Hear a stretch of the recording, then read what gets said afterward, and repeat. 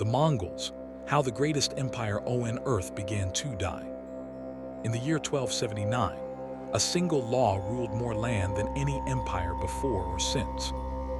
A merchant could ride 5,000 miles from the shores of the Pacific to the gates of Europe without changing currencies, without crossing hostile borders, without fear. It was called Pax Mongolica, the Mongol peace. But this peace was a lie, because while the world thought the Mongols had conquered everything, the Mongols had already begun destroying themselves.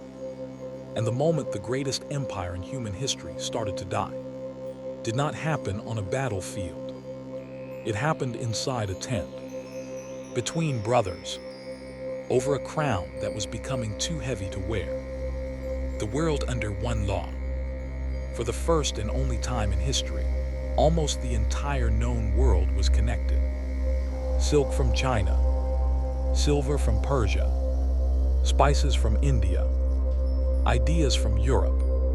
The Mongols didn't just conquer land, they flattened borders. They protected traders, punished bandits, standardized laws. If you obeyed Mongol rule, you were safe. If you resisted, cities disappeared. This balance of terror created peace, not because people loved the Mongols, but because they feared them. And fear works, until it doesn't. The problem of success. The Mongols were unbeatable as conquerors, but they were untested as rulers. By the mid-1200s, the empire had reached something no army plans for. The geographic limit. To the east, endless ocean. To the west, Europe's dense forests and fortified cities. To the south, jungles that killed horses faster than enemies. The Mongols could no longer expand. And a nomadic empire that stops expanding faces a deadly question. What happens when warriors have nowhere left to ride? The answer is civil war. 1259, the great Khan is dead. In the year 1259, the ruler of the Mongol world, Möngke Khan, died while campaigning in China. Possibly from cholera, possibly from an arrow wound. The cause didn't matter, because Mongol tradition demanded one thing. When a great Khan dies, every prince returns home for a Kurultai, a massive election to choose the next ruler. But the empire had grown too large for tradition to survive. Two brothers, one throne. Möngke's brothers stood on opposite sides of the world. Kublai Khan, stationed in southern China, surrounded by cities, scholars, and administrators. Ariq Böke, living in the Mongolian heartland, surrounded by tents, horses, and tradition. Both declared themselves Great Khan. For the first time since Genghis Khan, the Mongol arrow turned inward. This was not just a civil war. It was a war over identity. The cultural split. The traditionalist Ariq Böke. They believed Mongols must remain nomads. Cities weaken warriors. Luxury poisons the steppe. Power comes from horses, not paperwork. To them, China was a trap. The reformers, Kublai Khan. Kublai believed, you cannot rule China as an outsider. Power comes from administration. Cities are tools, not threats. The future belonged to bureaucracy. He built Xanadu, then Beijing. He didn't just conquer China. He began becoming Chinese. To traditional Mongols, this was heresy, the un-Mongol way to win. The civil war lasted 4 brutal years. But Kublai didn't win with cavalry charges. He won with grain. Using his control of the Silk Road, Kublai cut food supplies to the Mongolian heartland. The steppes began to starve. For the first time, the nomads realized something terrifying.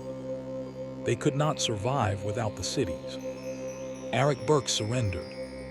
The war was over, but the damage was irreversible. The great illusion shatters. The other branches of the Mongol family watched carefully. The sons of Jache Golden Horde, Chagatai, Hulagu Ilkhanate. They reached the same conclusion. The great Khan is no longer ruler of the world. He is just a king in China. The empire was united in name only. When the myth breaks, every empire relies on a story. For the Mongols, it was invincibility. For 50 years, they were unstoppable. They didn't lose battles. They erased enemies. Then the ghosts began to bleed. Ain Jalut 1260. In the Middle East, Mongol armies faced the Mamluks of Egypt.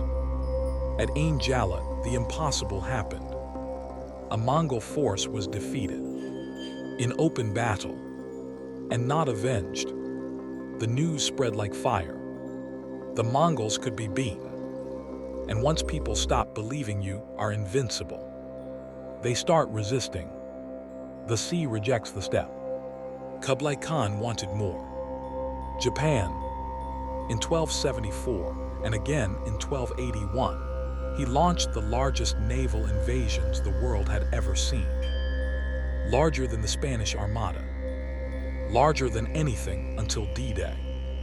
But the Mongols were horsemen, not sailors. They forced Korean and Chinese shipbuilders to create the fleet. And twice, the sea answered. Typhoons kamikaze, the divine wind shattered the armadas. Thousands of Mongol warriors drowned. To Japan, it was divine protection. To the Mongols, it was a message. The gods of the land did not follow them into the water. The empire turns inward. Expansion had stopped. So the Mongols did something they hated. They ruled. They taxed. They counted. Kublai's Yuan dynasty built a massive bureaucracy. The population was divided into 4 rigid classes. Mongols, Central Asians, Northern Chinese, Southern Chinese. It was empire-wide discrimination. And resentment began to boil. The paper empire. To fund wars and mega-projects, Kublai embraced something revolutionary. Paper money. At first it worked. Trade flourished. The economy expanded. But war is expensive, and paper is easy to print. Slowly, the value collapsed. Merchants from Baghdad to Tabriz refused paper. They demanded gold. Trust died.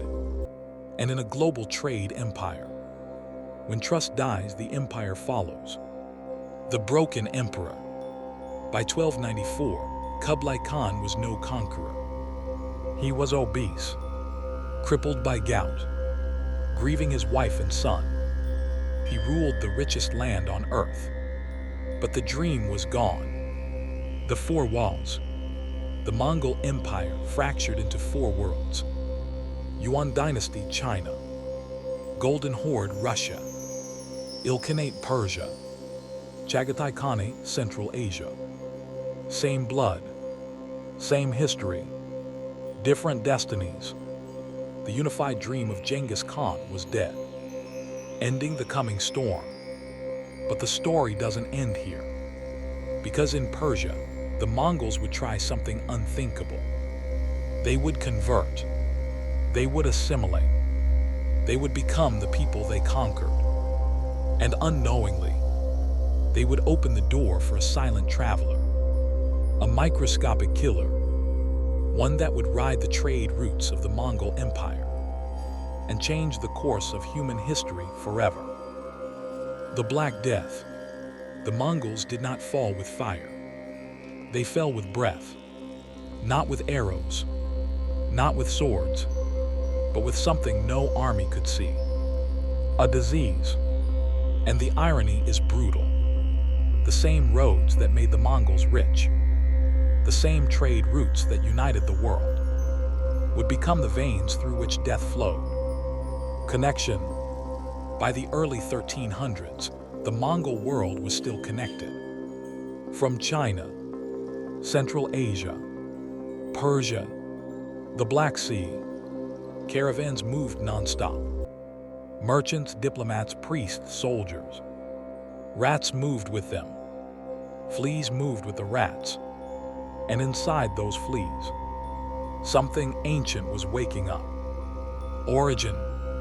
Modern science traces the Black Death to the steppes of Central Asia, right inside former Mongol territory. For centuries, the disease slept quietly among wild rodents. But the Mongols did something no civilization had ever done before. They connected everyone. They moved armies. They moved trade. They moved ecosystems. The plague didn't chase the Mongols. It rode with them. Kaffa. In 1346, the city of Kaffa stood on the Black Sea, a wealthy trading hub controlled by Italian merchants. The Mongols besieged it. Then something strange happened. Mongol soldiers began dying. Fast, violently, black swellings, bleeding, fever. The Mongols did what warriors always do. They turned death into a weapon. Infected bodies were catapulted over the city walls. The Italians fled by ship. They thought they escaped. They didn't. Spread. The ships reached Constantinople, Genoa, Venice, Marseille. Within weeks, cities collapsed. People died so fast that priests stopped last rites. Gravediggers quit. Families abandoned each other. Bodies filled the streets. The smell of death never left. Fear. No one understood what was happening. Doctors blamed bad air. Astrology. God's punishment. They burned herbs. They prayed. They killed minorities. Nothing worked, because this enemy did not care. Collapse. Between 1347 and 1351, Europe lost 1/3 to 1/2 of its population. The Middle East was devastated. China lost tens of millions. Villages vanished. Farms returned to forest. Civilization broke. Consequence: the Mongol successor states were hit first. The Golden Horde weakened. The Ilkhanate collapsed. Trade stopped. Taxes vanished. The Mongol system depended on movement. The plague destroyed movement. The empire that ruled the world couldn't even bury its dead. Irony: the Mongols connected the world, and that connection killed millions.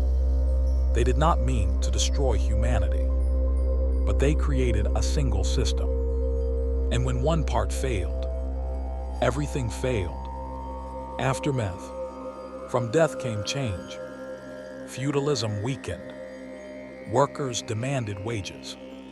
The church lost authority. Science slowly rose. The modern world was born. And the Mongols wanted an empire without borders, a world under one law. They succeeded, and that success destroyed them, because empires survive enemies. They do not survive consequences.